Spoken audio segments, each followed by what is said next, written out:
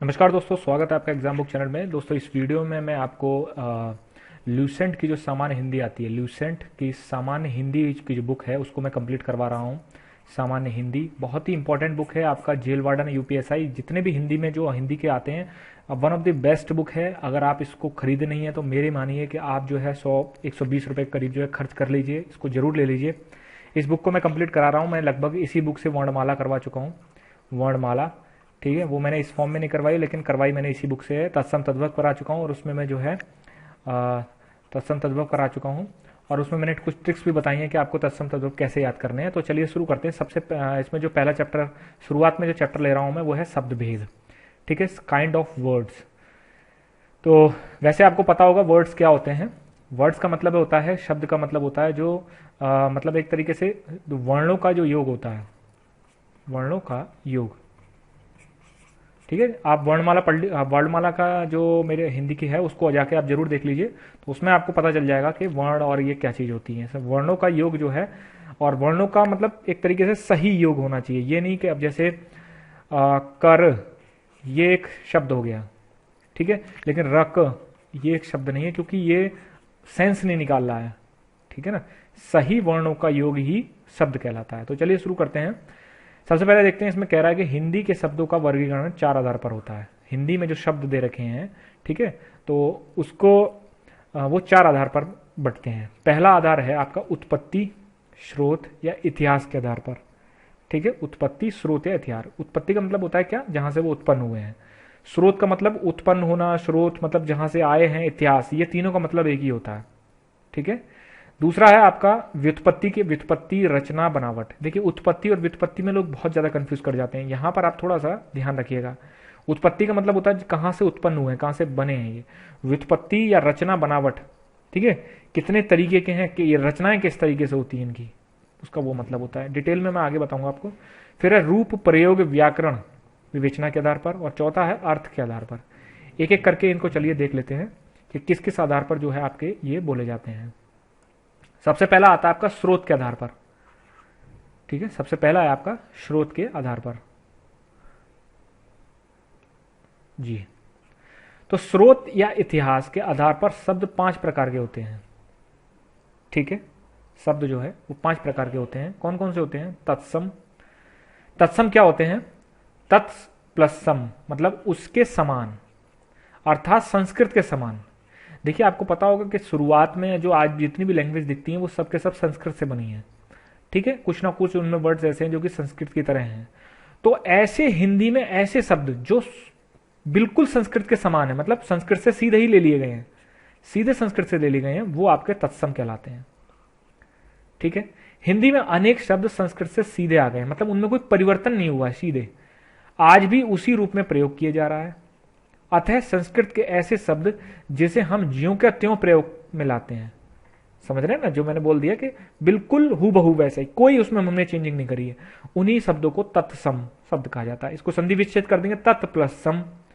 ठीक है, मतलब जैसा है वैसा ही। जैसे हम हिंदी में अग्नि का प्रयोग करते हैं, वायु का प्रयोग करते हैं, माता का करते हैं। माता मतलब अब आप कहोगे कि मम्मी भी तो होती हैं या माँ, नहीं, जो जो हिंदी मतलब जो जिसको हिंदी बोला जाता है, ये मम्मी और ये सब जो होते हैं ये बोलचाल के वर्ड्स होते हैं। ठीक है, माता हो गया, फिर पिता हो गया, फिर प्रकाश, पत्र, सूर्य, ये सब वर्ड जो होते हैं हम जो है हिंदी में जो है वो हम लिखते हैं। जैसे आपने देखा होगा सूर्य लिखने वाला वर्ड है, ठीक है, लेकिन सूरज जो है वो बोलने वाला वर्ड है। अगर आप किसी हिंदी का पेपर एग्जाम देख रहे हैं तो आप सूर्य लिख के आइए। अगर कोई हिंदी का जो थोड़ा बहुत जानकार हुआ तुरंत नंबर काट लेगा उसके। फिर दूसरे नंबर पे आते हैं तद्भव शब्द। तद्भव मतलब क्या होता है? तत् प्लस भव, शब्द का अर्थ होता है उससे होना। इसका क्या मतलब है? इसका मतलब समझ लीजिए कि ऐसे शब्द जो संस्कृत में थे लेकिन उनका समय के अनुसार धीरे धीरे धीरे धीरे उनमें परिवर्तन हो गया, उनको हम कहते हैं तद्भव शब्द। संस्कृत शब्दों से विकृत होकर आए हुए, विकृत का मतलब होता है जिनमें चेंजिंग आ गई है, परिवर्तन हो गया है।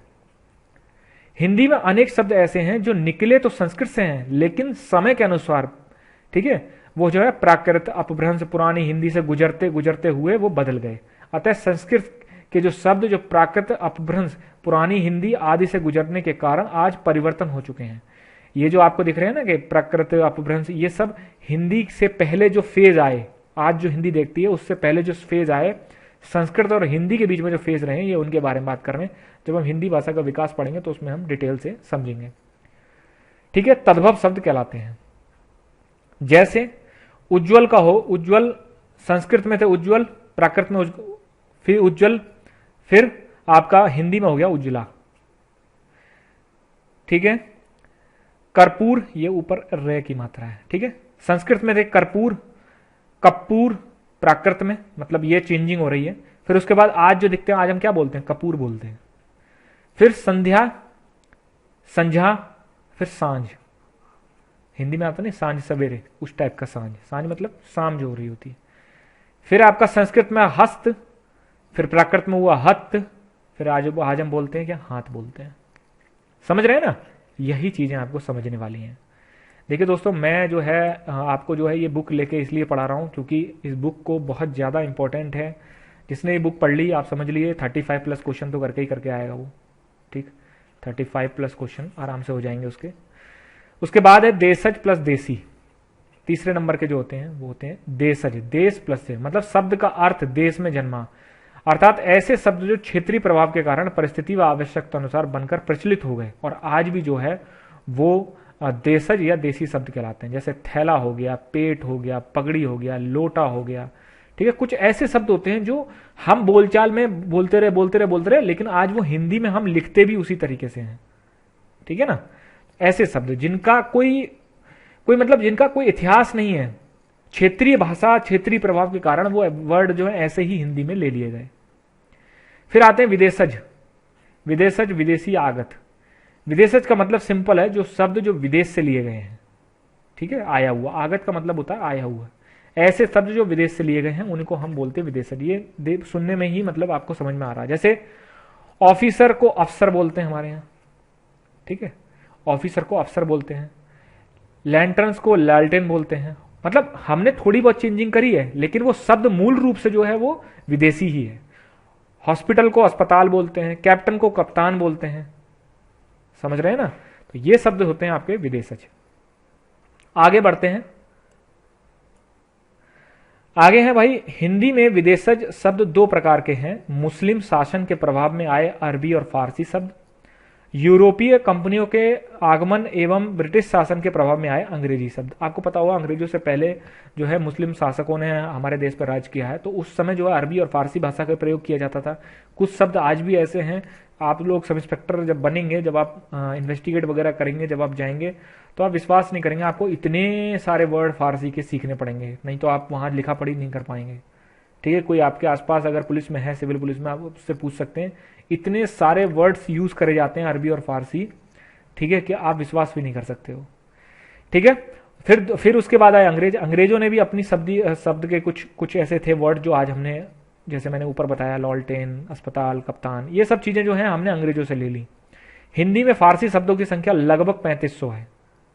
ठीक है, अंग्रेजी शब्दों की संख्या लगभग 3000 है और अरबी शब्दों की संख्या सबसे लगभग 2500 है। ये आपको याद नहीं करना है 2500 है 3500 है, ये नहीं याद करना है। आपको इतना पता होना चाहिए कि हिंदी में अरबी, फारसी, अंग्रेजी, ये तीन इनके जो व्याकरण के जो शब्द थे वो आज भी हमारे हिंदी में प्रयोग किए जाते हैं। अब कुछ शब्द देख लेते हैं, जैसे अरबी में जैसे अजब, अजीब, अदालत, अक्ल, अल्लाह, असर, आखिर, आदमी, इनाम, इजलास, इज्जत, इलाज, इनाम, उम्र, एहसान, औरत, औसत, कब्र, कमाल, कर्ज, कीमत। ये आप जो है ये बुक होगी, आप इसको अच्छे से पढ़ लीजिएगा। ठीक है, फिर उसके बाद फारसी शब्द आते हैं। फारसी शब्द में आपका आबरू हो गया, आतिशबाजी हो गया, आफत हो गया, आराम हो गया, आमदनी हो गया। प्रॉब्लम ये आती है कि अरबी और फारसी के जो शब्द होते हैं वो कुछ मैच करते हैं, इसीलिए प्रॉब्लम क्रिएट होती है। लेकिन आपको ज़्यादा टेंशन लेने की इसलिए जरूरत नहीं, क्योंकि इनसे क्वेश्चन मुश्किल ही आता है, इनसे क्वेश्चन आता नहीं है। लेकिन तब भी आप रिवीजन के दौरान जो है इसको थोड़ा सा करते रहिए, इसको, वो ज़्यादा बेटर रहेगा। नहीं तो आप इसको पॉज करिए वीडियो को और इसको जो है सारे पढ़ लीजिए एक तरीके से। ठीक है, ज़्यादा बेटर रहेगा आपके लिए। फिर बढ़ते हैं अंग्रेजी शब्दों की तरफ। भाई अंग्रेजी में जो शब्द थे, कौन कौन से शब्द थे, जैसे अपील, आज भी यूज होता है। कोर्ट मजिस्ट्रेट, जज, पुलिस, टैक्स, कलेक्टर, डिप्टी, अफसर, vote, pension, copy, pencil, pen, pin. ये सारे शब्द जो हैं आप वीडियो को पॉज करके पढ़ लीजिए। देखिए मैं आपको बुक मुझे समझाने का कुल मिला के ये मतलब है, मैं और किसी बुक पे नहीं जाना चाहता, ना ही मैं कुछ ऐसा कहूँ कि कंटेंट, यार ये बुक ही अपने आप में एक कंटेंट है। बस मैं इसलिए रिक्वेस्ट मेरे पास आई थी कि सर आप जो है वो बुक करवा दीजिए, अगर आप करवा सकते हैं तो मैं इसको बुक को जो है वर्ड बाय वर्ड आपको समझाता रहूँगा, बस वो जो मैं कहूँ वो आप करते रहिए, तो आपका जो है भला हो जाएगा। कम प्रचलित वर्ग के विदेशज शब्द, ऐसे शब्द जो कम प्रचलित होते हैं, ठीक है ना, उसको आप ऐसे देख लीजिए। जैसे तुर्की के कुछ शब्द यूज होते हैं, फिर पश्तो के कुछ शब्द, पुर्तगाली शब्द, ठीक है, यह आने के थोड़े से चांसेस रहते हैं, खासकर पुर्तगाली में आ जाता है शब्द। जैसे अलमारी शब्द आ जाता है, आलपिन शब्द आ जाता है, स्त्री शब्द आ जाता है। तो इनको आप पॉज करके पढ़ते रहिए, बार बार बार बार बार बार इसको पढ़ते रहिए, तो वो आपको जो है काफी अच्छे से आपको समझ में चीजें वो आ जाएंगी। अब उसके बाद नेक्स्ट पेज आप कर लीजिए। नेक्स्ट पेज पे हम लोग चलते हैं, ठीक है। नेक्स्ट पेज में ये रहा पेज। फिर उसके बाद कह रहे हैं कि अत्यंत कम प्रचलित विदेशी शब्द, ठीक है। तो इसमें कौन कौन से हैं आपके फ्रांसीसी हैं, तो थोड़े से ही हैं, काजू, कारतूस, कर्फ्यू, कूपन, अंग्रेज। ये ध्यान रखिए, अंग्रेज शब्द जो है ये फ्रांसीसी है, ठीक है, इसको ध्यान रखिएगा, ये फ्रांसीसी शब्द है। लाभ, फ्रांस, फ्रांसीसी, बिगुल, ठीक है ना, बिगुल ये शब्द जब आप भर्ती हो जाएंगे तब एक आता है बिगुल बजाइए, ठीक है, जब झंडा फहरता है या फिर डेली जब परेड के दौरान जब पुलिस का झंडा जब ऊपर कुछ फहरता है तब उसमें बिगुल बजाया जाता है। एक भोंपू टाइप का होता है छोटा सा, तो उसको उसमें जो है पीएससी में खास करके देखने को मिलता है, तो उनके पोस्ट का नाम ही होता है बिगुलर, ठीक है, बिगुलर एक पोस्ट का नाम ही होता है। मतलब होती तो पोस्ट वो हेड कांस्टेबल की है, लेकिन उसको बोलचाल में उनको बिगुलर बिगुलर बिगुलर बोलना शुरू कर देते हैं। फिर है आपका ये डच में तुरुप, बम, जैसे कहते नहीं तुरुप का पत्ता, किसी ने अगर तो कभी भी ताश के पत्ते खेले हों तो कहते नहीं है तुर्क का पत्ता। रूसी शब्द में कौन सा, रूबल, जार, मिग, ठीक है, मिग 29, मिग 49, ये शब्द जो हैं, ये जो जेट फाइटर्स का आज नाम है ये रूस से निकले गए हैं। वोदका, सोवियत, स्पुतनिक, ये सारे शब्द जो हैं इनको आप पॉज करके आराम से पढ़िए, कोई दिक्कत वाली बात नहीं है। संकर शब्द, देखिए अगर वो कह देता है आपसे, मैं आपसे अभी अभी एक चीज समझा देता हूं कि अगर वो कह देता है कि उत्पत्ति के आधार पर या इतिहास के आधार पर कितने शब्द हैं, तो आपको आंसर में 4 ही लगा के आना है, ठीक है। इन्होंने 5 बोला है, लेकिन आपको आंसर में 4 ही लगा के आना है, वो मैं आपको बता देता हूं। क्योंकि संकर जो शब्द है ये एक तरीके से 2 शब्दों का मेल होता है। जैसे छाया संस्कृत का शब्द है और दार फारसी का शब्द है, तो छायादार हो गया। पान हिंदी का शब्द है और दान फारसी का शब्द है, तो पानदान हो गया। तो इसलिए इसको ना अलग से नहीं माना जाता है, 4 प्रकार के ही माने जाते हैं। कौन कौन से, तत्सम, तद्भव, देशज, विदेशज, ये 4 प्रकार के शब्द ऐसे होते हैं जो उत्पत्ति, स्रोत या इतिहास के आधार पर ये आए हुए हैं। दूसरे नंबर पे हम चलते हैं, फिर है रचना या बनावट के आधार पर, ठीक है। रचना या बनावट के आधार पर क्या बोल रहे हैं, ये रचना क्या बनावट, मतलब उनकी बनावट किस तरीके की, रचना कैसे हुई उनकी, वो देखना है। तो ये 3 प्रकार के होते हैं दोस्तों, इसको आप संख्या को जरूर याद कर लीजिएगा, ठीक है, संख्या को जरूर याद करिए क्योंकि संख्या पूछ लेता है वो। पहला है ऋण, ऋण का मतलब है जिन शब्दों के सार्थक खंड ना हो सके, मतलब ऐसा समझ लीजिए जिन शब्दों को तोड़ा ना जा सके, समझ गए, और जो अन्य शब्दों के मेल से ना बने हो। जैसे ऊपर मैंने बताया ना सील बंद, ऐसे ना बने हो, खुद में ही वो एक शब्द हो। इसे मौलिक या आयोगिक शब्द भी कहा जाता है। जैसे चावल, चावल को हम तोड़ ही नहीं सकते, और ना ही चावल किन्हीं 2 शब्दों से मिलकर बना है, ठीक है। जैसे चावल का यदि हम खंड करें तो चा प्लस वल या चाव प्लस ला, तो ये निरर्थक खंड होंगे, मतलब इनका कोई मतलब ही नहीं निकल रहा है। इसलिए चावल शब्द जो है वो ऋण शब्द है। क्वेश्चन पूछ ले जाता है कि निम्न में से ऋण शब्द कौन से हैं, योग ऋण कौन से हैं, तो आपको ये डेफिनेशन याद करके रखना चाहिए।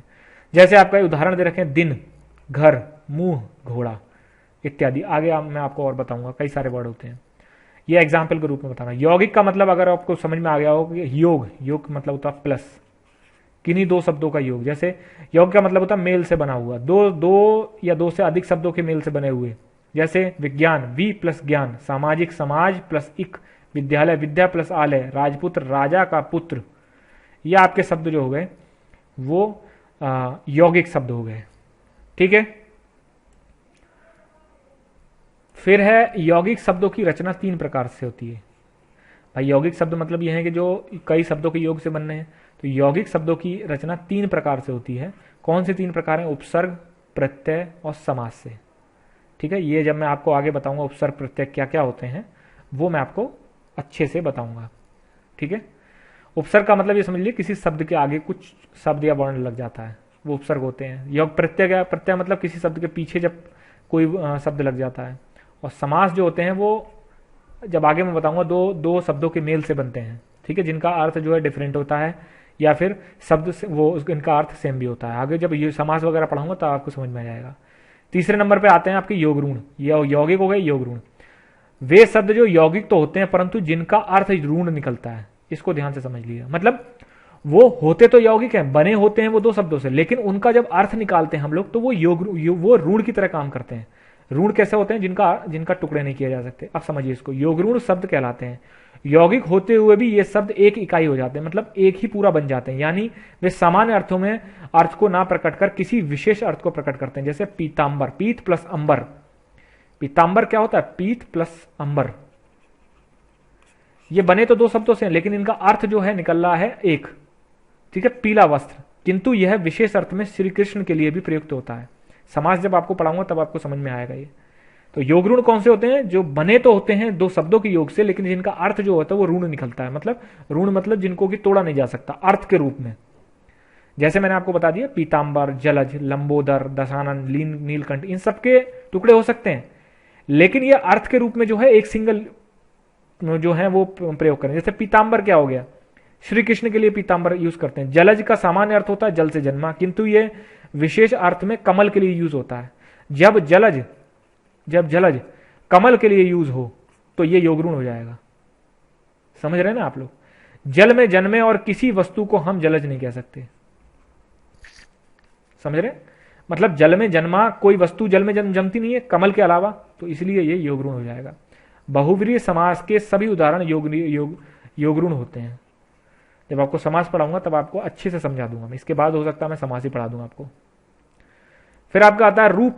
तीसरे नंबर पे कौन से आते हैं, मैंने आपको कौन से बताए थे बुक में, देखिए आप। पहला है उत्पत्ति, स्रोत या इतिहास के आधार पर। कितने होते हैं, 4 शब्द। कौन कौन से होते हैं, तत्सम, तद्भव, देशज, विदेशज। फिर दूसरे नंबर पर मैंने बताया व्युत्पत्ति, रचना, बनावट के आधार पर। कितने प्रकार के होते हैं, 3 प्रकार के, रूढ़, रोगी ऊढ़ और आपका जो है रूढ़, यौगिक और योग ऋण। फिर आपका तीसरे नंबर पर आता है रूप या प्रयोग के आधार पर। अब प्रैक्टिकली में जब प्रयोग होते हैं तो कौन से होते हैं, 2 प्रकार के होते हैं। ठीक है, क्या कौन से हो गए, 4 3 2। ठीक है, 4 प्रकार के कौन से, उत्पत्ति स्रोत के आधार पर, 3 प्रकार के कौन से, व्युत्पत्ति इतिहास और रचना के आधार पर, और 2 प्रकार के कौन से, रूप या प्रयोग के आधार पर। इनमें आता है पहला विकारी। विकारी मतलब जिसमें विकार आ जाए, जिसमें चेंजिंग आ जाए। वे शब्द जिनमें लिंग वचन कारक आधार पर मूल शब्द का रूपांतरण हो जाता है वो विकारी शब्द कहलाते हैं। मतलब उनके लिंग वचन कारक के आधार पर जो मतलब एक तरीके से जिनमें चेंजिंग आ जाती है वो लिंग। जैसे अभी मैं आपको एग्जाम्पल के रूप में समझाता हूं। जैसे देखिए, जैसे लड़का पढ़ रहा है, लड़की पढ़ रही है, लिंग में परिवर्तन हुआ तो ये आपका चेंज हो गया। ठीक है, लड़का दौड़ रहा है, लड़के दौड़ रहे हैं, लड़कों के लिए आम लाओ, लड़कों के लिए आम लाओ, लड़के के लिए आम लाओ, लड़कों के लिए आम लाओ। इस तरीके से ये जो है ये कारक के आधार पर देखिए चेंज हो गया, ये लिंग के आधार पर चेंज हो गया, ये वचन के आधार पर चेंज हो गया। तो जिनमें चेंजिंग आ जाती है वो आपके कहलाते हैं कौन से, वो आपके कहलाते हैं एक तरीके से विकारी शब्द, मतलब जिसमें विकार आ जाए। ठीक है, संज्ञा, सर्वनाम, विशेषण एवं क्रिया शब्द विकारी शब्द होते हैं क्योंकि इनमें हमेशा चेंजिंग आ जाती है। संज्ञा में जैसे देख लीजिए, ब्राह्मण, जयचंद, पटना, हाथ, पांव, लड़का, लड़का का लड़के हो जाता है, ब्राह्मण का ब्राह्मणों हो जाता है, जयचंद का जयचंदो हो जाता है। ठीक है, लड़की, किताब, पुलिस। ठीक है, सफाई, ममता, बालपन, ढेर, कर्म, सर्दी, सिरदर्द, ये सब जो है आपके संज्ञा हैं और ये विकारी शब्द है। सर्वनाम में मैं, तू, वह, यह, इसे, उसे, जो, जिसे, कौन, क्या, कोई, सब, विरला, ये सब जो है आपके सर्वनाम है। फिर विशेषण पे आते हैं, अच्छा, बुरा, नीला, पीला, भारी, मीठा, बुद्ध, सरल, जटिल, क्रिया, खेलना, कूदना, सोना, जागना, लेना, देना, खाना, पीना, जाना, आना, ये सब जो है आपके विशेषण। संज्ञा, सर्वनाम, विशेषण एवं क्रिया शब्द विकारी शब्द होते हैं। ठीक है, फिर आते दूसरे नंबर पे आते हैं आपके अविकारी शब्द। मैंने क्या बताया आपको कि प्रयोग के आधार पर दो तरीके के शब्द होते हैं, उसमें पहला हो गया विकारी, फिर हो गया अविकारी। अविकारी मतलब जो शब्द चेंज नहीं होते हैं, जिन शब्दों का प्रयोग मूल रूप में होता है, लिंग वचन कारक के आधार पर उनमें कोई परिवर्तन नहीं होता, अर्थात जो शब्द हमेशा एक से रहते हैं अविकारी शब्द कहलाते हैं। जैसे आज, मैं, आहा, और, ठीक है, ये शब्द कभी भी चेंज नहीं होते हैं। जैसे आज, कल, अब, कब, परसों, यहां, वहां, इधर उधर, कैसे, क्यों, में, से, पर, के ऊपर, नीचे, आगे, पीछे, ये सारे जो हैं वर्ड, इनको ध्यान से समझ लीजिए। ये शब्द जो हैं कभी भी चेंज नहीं होते हैं, ठीक है। लिंग वचन क्रिया आधार पर, किसी भी के भी आधार पर जो है चेंज नहीं होते हैं। फिर नेक्स्ट बढ़ते हैं हम अर्थ के आधार पर, ठीक है। फिर है आपका अर्थ के आधार पर, मतलब शब्दों का अर्थ क्या निकलता है उनका। अर्थ के आधार पर चार प्रकार के शब्द होते हैं। मैंने आपको क्या बताया, 4 3 2 4, ये याद रख लीजिए आप, ये कोड, ठीक है। एकार्थी शब्द मतलब जिन शब्दों का केवल एक ही अर्थ निकलता है, जैसे गंगा, पटना, जर्मनी, राधा, मार्च। अनेकार्थी शब्द मतलब जिन शब्दों का एक से अधिक शब्द अर्थ निकलते हैं, ठीक है। जैसे हार का मतलब होता है गले की माला, और हार का मतलब पराजय भी होता है। कनक का मतलब सोना होता है, और धतूरा भी होता है। और कर का मतलब हाथ भी होता है, और टैक्स भी होता है। अर्थ का मतलब प्रयोजन और धन भी होता है, समझ गए। फिर आपका आता है समानार्थी या पर्यायवाची शब्द। हिंदी भाषा में अनेक शब्दों ऐसे हैं जिनके समान अर्थ निकलते हैं, समानार्थी या पर्यायवाची शब्द कहते हैं। जैसे आपका आकाश का नभ, गगन, आसमान, सूर्य का रवि, भानु, भास्कर, बादल का मेघ, जलद, वारिद, फूल का पुष्प, सुमन, प्रसून। ये क्या होगा, मतलब एक शब्द के अनेक अर्थ निकल जाते हैं, ठीक है। एक शब्द के अनेक अर्थ निकलते हैं। उसके बाद हम बढ़ते हैं विपरीतार्थी यानी विलोम शब्द की तरफ। तो विलोम शब्द की तरफ बढ़ते हैं। देखिए,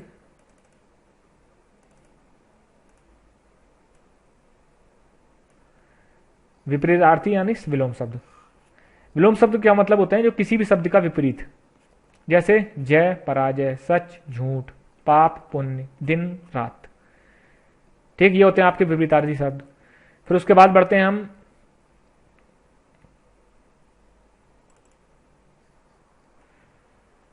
फिर आपके आते हैं तत्सम तद्भव, ठीक है। बुक में देखिए तत्सम तद्भव की लिस्ट आ गई होगी। तो दोस्तों ये हैं आपके तत्सम तद्भव। जैसे आपका अकार्य, पहले अपने दिमाग में हमेशा डेफिनेशन रखना, तत्सम तद्भव। तत्सम, सम मतलब समान, मतलब संस्कृत के शब्द जो सीधे हिंदी में आ गए हैं। अकार्य का अकाज, अनर्थ का अनरथ, अग्रपद का अगुआ। इसको अगर तुम आपने ध्यान से 2-3 बार पढ़ लिया ना, मैं ये नहीं कहता हूं इनको रटो, बहुत सारे बच्चे इनमें बहुत बुरी तरह कंफ्यूज होते हैं कि इनको रटना पड़ता है। कभी नहीं रटना पड़ता है, इनको बस ध्यान रखो आप एक तरीके से, ठीक है। जैसे कर्पूर का कपूर होगा, करपट का कपड़ा होगा, समझ रहे हो। ये चीजें आपको जो है याद रखनी है। जैसे कर्ण का कान होगा। जब आप बार बार पढ़ोगे, रटना नहीं है आपको, जब आप बार बार पढ़ोगे तो आप जो है इन सबको अच्छे से याद कर लोगे। आपको तत्सम तद्भव में जो लूसेंट में दिया गया है, आपको सिर्फ वही करना है, ठीक। मैं आपको बार बार बता रहा हूं, बहुत सारे बच्चे आदित्य पब्लिकेशन लेके बैठे हैं। आदित्य पब्लिकेशन में कम से कम नहीं तो ना 600 से लेकर 800 तक जो है आपके टोटल तत्सम तद्भव में। याद कर लोगे इतने, या फिर समझ लोगे इतने? नहीं याद कर सकते।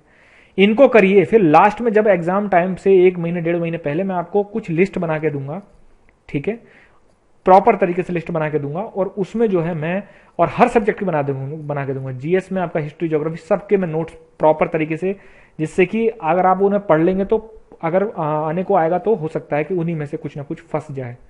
ऐसे ही हिंदी में मैं आपको दूंगा। लास्ट टाइम में आपका रिवीजन भी हो जाएगा उन नोट्स से, और आपका जो है एक तरीके से वो आपके समझ में भी आने लग जाएंगे। तो ये चीज है, ये आप जो है पॉज करके इनको पढ़ते रहिए। जिसके पास बुक नहीं है वो पॉज करके पढ़ते रहिए, ठीक है। और जिसके पास बुक है वो आप जो है, मैं तो यही कहता हूं आप बुक जरूर ले लीजिए, क्योंकि बुक बहुत इंपॉर्टेंट है, ठीक है। ये देखिए आपका से ये होता है कचपूड़ी का मतलब कचौड़ी, कूप मतलब कुआं। कूप को हम लोग बहुत बार देखते हैं, कूप मतलब कुआं होता है। चर्म मतलब चमड़ा होता है।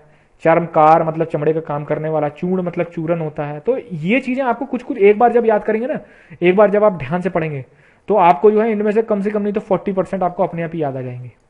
फिर धीरे धीरे जो है इनको 4-5 बार पढ़ने पे आपको सारे ये ध्यान में रखने रहेंगे। फिर उसके बाद जब आप जो है, जैसे ये देखिए घृत जो होता है, घृत का मतलब घी होता है। और घृणा, ये तो सबको ही पता होगा, घृणा का मतलब घिन। हम लोग घृणा भी यूज करते हैं, घिन भी यूज करते हैं। घिना आ रही है, उसे देख के घिना आ गई, या फिर उसे देख के घृणा हो गई, है ना। तो ये जो चीजें हैं ये आपको अच्छे से इसको समझ लीजिए और याद कर लीजिए। उसके बाद मैं आप क्वेश्चन आपको करा देता हूं, ठीक है। आप अपनी बुक में क्वेश्चन देख लीजिए, मैं आपको क्वेश्चन जो है वो करा देता हूं। तो देखिए क्वेश्चन पे चलते हैं। क्वेश्चन पे मैंने आपको बताया उत्पत्ति के आधार पर, ठीक है, उत्पत्ति के आधार पर शब्द कितने प्रकार के होते हैं। अब देखिए इसमें इन्होंने क्या दे रखा है, आप पीछे देखिए 5 प्रकार के होते हैं, लेकिन यहां क्या इन्होंने आंसर लगाया 4 प्रकार के होते हैं, क्योंकि संकर शब्द जो है वो नहीं माने जाते। वो लिखा हुआ है इन्होंने लेकिन वो माने नहीं जाते, वो आंसर में आप 4 ही लगाएंगे, क्योंकि संकर शब्द 2 शब्दों के योग से बनता है, ठीक है। अब 2 शब्दों में यौगिक भी हो सकता है, ऋण भी हो सकता है, तो वो उन्हीं में से मिक्स होकर बन रहे हैं, इसलिए नहीं माने जाते। दूसरा क्वेश्चन है आपके संस्कृत के ऐसे शब्द जिन्हें हम ज्यों करते हुए रख लेते हैं। कितना सिंपल सवाल है, तत्सम, ठीक है, तत् प्लस सम, समझ में आ गया आपके, ठीक है। थर्ड क्वेश्चन कह रहे हैं निम्न में से रूढ़ शब्द कौन सा है। रूढ़ मैंने क्या बताया था, रूढ़ का मतलब वो शब्द जो जिनको तोड़ा नहीं जा सकता।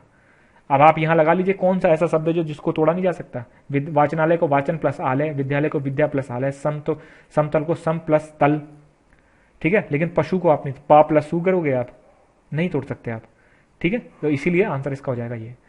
फोर्थ है आपका शब्द रचना के आधार पर। अब यहां ध्यान से रचना के आधार पर पूछ लें, रचना के आधार पर कौन सा योगरूढ़ शब्द है, ठीक है। अगर आपसे पूछ लिया जाता कि रचना के आधार पर शब्द कितने प्रकार के होते हैं, तो कॉपी में मत देखिए, समझिए उसको, समझे, देखिए कितने प्रकार के होते हैं रचना के आधार पर। 3 प्रकार के। कौन कौन से होते हैं, रोग, ऋण, यौगिक और योगरूढ़। अब ये पूछ ले योगरूढ़, योगरूढ़ मतलब जो यौगिक तो हैं और लेकिन उनका अर्थ में जो है वो ऋण निकल रहा है, तो कौन सा शब्द ऐसा हो सकता है। मैंने अभी आपको बताया था कौन सा, जलज। जलज का मतलब जल में जन्मा, जल में कौन जन्मता है, कोई हाथी घोड़ा ये सब नहीं जलते हैं, ये जल में कौन जमता है, ये होते हैं आपके कमल, ठीक है। फिर नेक्स्ट शब्द, फिर क्वेश्चन देखते हैं हम, 1 मिनट, फिफ्थ, हाँ फिफ्थ क्वेश्चन है आपका, 1 मिनट,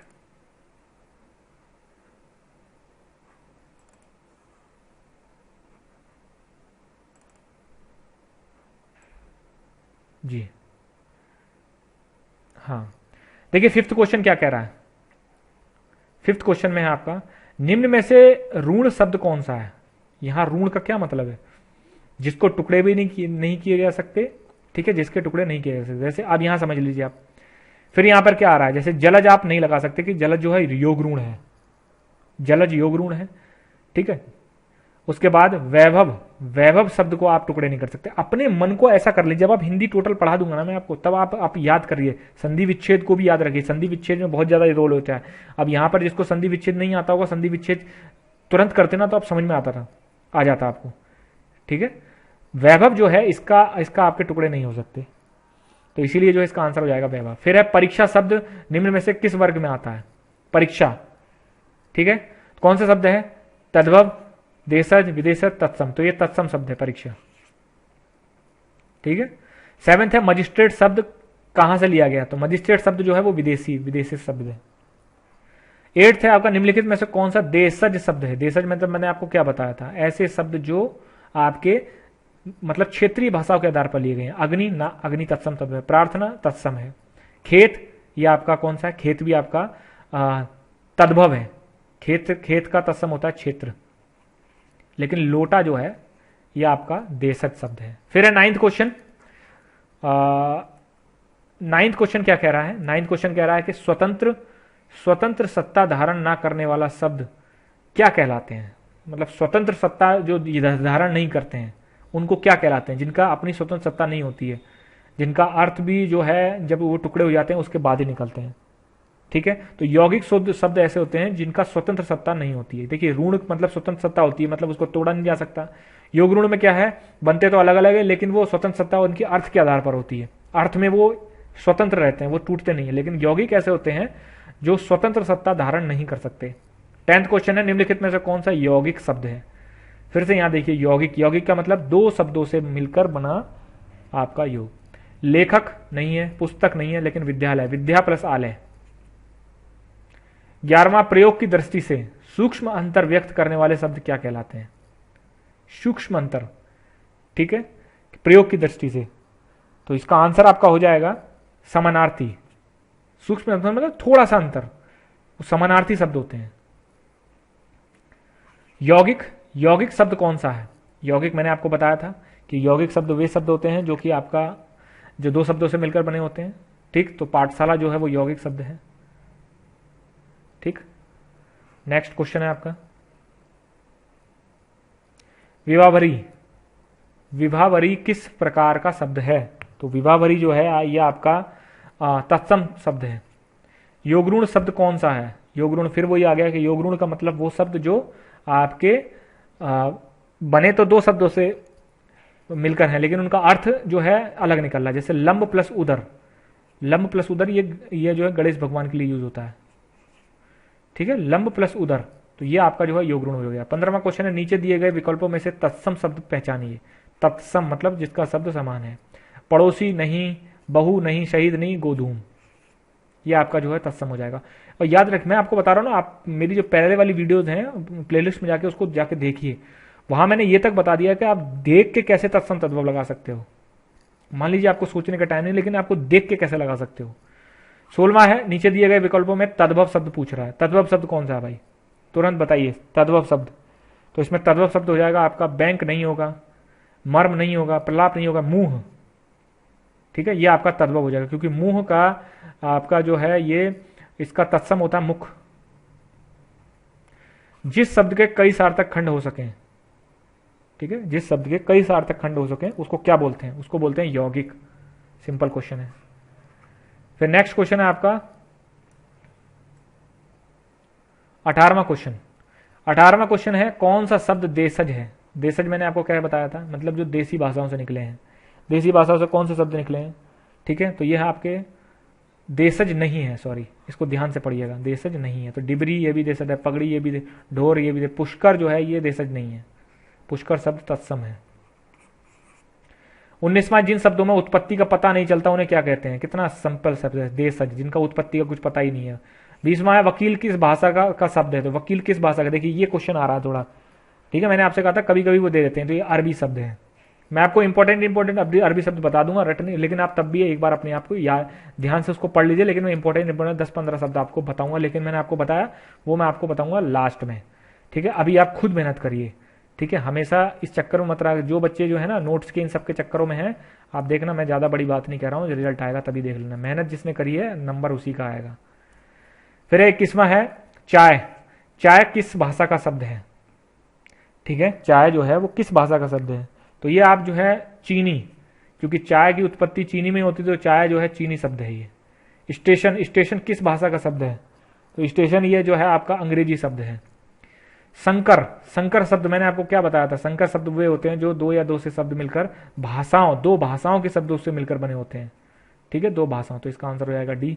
रेलगाड़ी, रेलगाड़ी कौन सा शब्द है? ये संकर शब्द है। ठीक है, रेल प्लस गाड़ी, समझ रहे हैं ना, रेल प्लस गाड़ी। 25वां क्वेश्चन, वानर का तद्भव रूप क्या है? वानर का, तो वानर का तद्भव रूप क्या हो जाएगा? देखिए कितना बढ़िया है। बानर तो होता नहीं है कुछ भी। ठीक है, बानर कुछ भी टाइप की कोई चीज नहीं होती, अगर आपने ध्यान से पढ़ा होगा।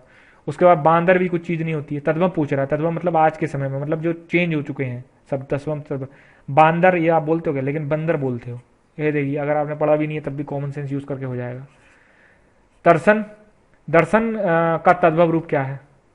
दर्शन का तद्भव, दर्शन जो है तत्सम रूप है, लेकिन इसका तद्भव रूप क्या है? तो तद्भव रूप इसका हो जाएगा आपका बी, दर्शन। ठीक है, मैंने आपको बताया कि ये जो शा होता है ये सा में बदल जाता है। ठीक, इसको आप ध्यान से रखिए। मैंने वो तत्सम तद्भव वाली वीडियो उनको उनमें देखी जाके। निम्नलिखित में से कौन सा शब्द तत्सम है? तत्सम, ठीक है, खेत हो नहीं सकता, कोट हो नहीं सकता, अजीब हो नहीं सकता क्योंकि ये फारसी या कुछ टाइप का शब्द है ये, और कोट ये आपका विदेशी शब्द है। फिर ये आपका खेत ये आपका जो है तद्भव शब्द है। और बस्ता कौन सा है आपका? बस्ता है आपका उद्गम।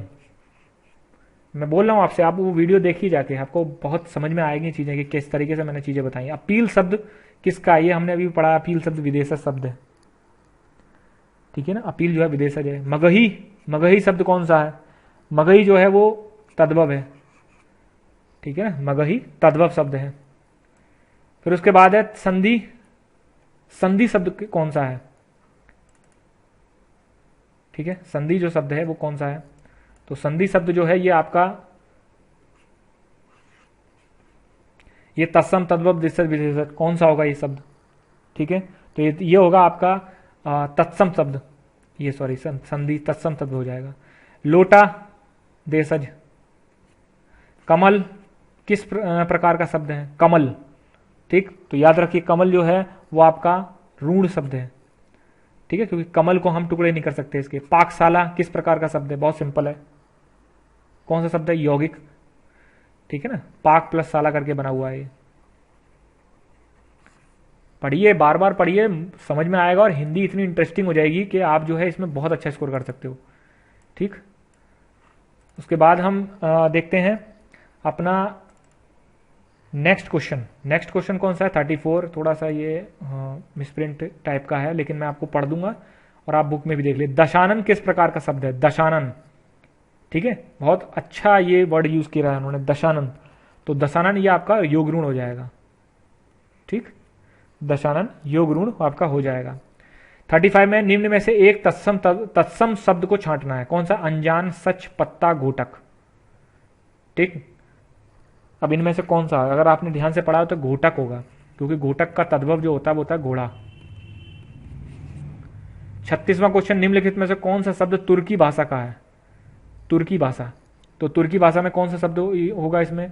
तो चाय चीन का है, रिक्शा नहीं है, कमरा नहीं है, कैंची।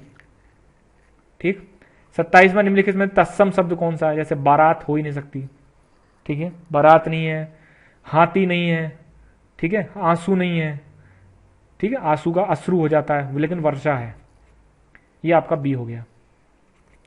तो दोस्तों ये जो था आपका शब्द भेद जो आते हैं, शब्द भेद, ये आपके टोटल तरीके से थे, इसको आप अच्छे से समझ लीजिए। तो अगली बार में मैं आपको या तो समास करा दूंगा या संज्ञा से अव्यय वाला जो चैप्टर है वो मैं करा दूंगा आपको, ठीक है। बच्चे ये कह रहे होंगे कि आप जो है सर अलग अलग चैप्टर लेके क्यों चल रहे हो? देखो, तत्सम तत्व मैं करा चुका हूँ, ठीक है, तत्सम तत्व क्या होते हैं, कैसे होते हैं, डिटेल में पढ़ा चुका हूँ मैं। बाकी कुछ तत्सम तत्व ऐसे हैं जो कि मैं आपको दूंगा, लेकिन आप घबराइए मत, पहले इसमें जो दिए गए हैं बुक में वो आप पढ़ते रहिए। वर्णमाला मैंने पढ़ा चुका हूं मैं आपको, ठीक है, आज मैंने आपको पढ़ा दिया शब्द भेद, उसके बाद मैं आपको समास कराऊंगा या संज्ञा से अव्यय कराऊंगा, ठीक, क्योंकि ये चैप्टर इंपॉर्टेंट है। जब आप बुक उठाओगे तो उसमें एक जब आप कंटेंट लोगे तो उसमें शब्द विचार करके होगा, शब्द विचार में जितने भी ये आपको दे रखे हैं ये सब आपको बहुत इंपॉर्टेंट है। तो पहले मैं इसको कंप्लीट करा दूंगा। हिंदी आपकी 1 महीने में तो मतलब अच्छी हो जाएगी और आप बढ़िया तरीके से आप करने लग जाओगे। टेलीग्राम ग्रुप से जो है जरूर जुड़ जाइए, टेलीग्राम ग्रुप जो है लिंक में दे रखा है मैंने, और वहां जाके आप क्वेश्चन भी मुझसे पूछ सकते हैं। Thank you.